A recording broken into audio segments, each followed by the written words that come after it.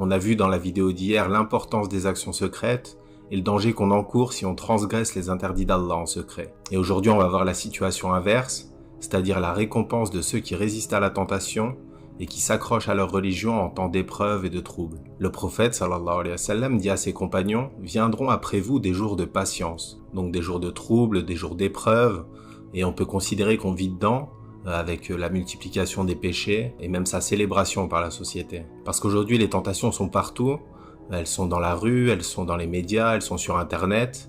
Et le prophète sallallahu alayhi wa sallam continue en disant « À cette époque, celui qui s'accrochera à ce à quoi vous vous accrochez aura la récompense de 50. » Et les compagnons ont demandé « 50 d'entre nous ou 50 d'entre eux au messager d'Allah ?»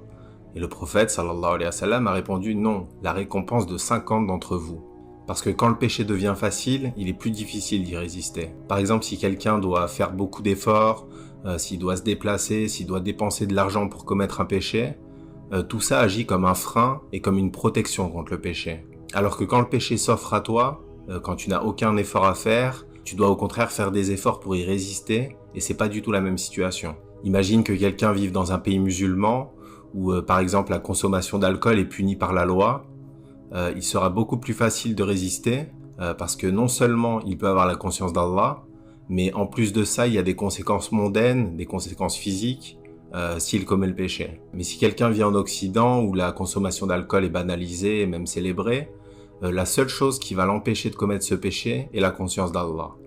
Et donc en ce sens, il a plus de mérite que celui qui a aussi des raisons mondaines d'éviter le péché. Et donc c'est le contexte et l'environnement qui expliquent pourquoi ceux qui résistent de nos jours, ou pendant les jours de patience, auront 50 fois la récompense des compagnons. Et ça ne veut pas dire qu'ils sont meilleurs que les compagnons, on sait que les compagnons sont la meilleure génération, c'est juste que dans ce cas précis, ils sont peut-être exposés à plus de tentations qu'à l'époque du prophète, sallallahu alayhi wa sallam, et donc pour cette situation précise, ils méritent une récompense plus grande parce qu'ils ont résisté à plus de tentations. Donc ça nous montre la grande miséricorde d'Allah et sa justice parfaite. Salam alaikum wa rahmatullah.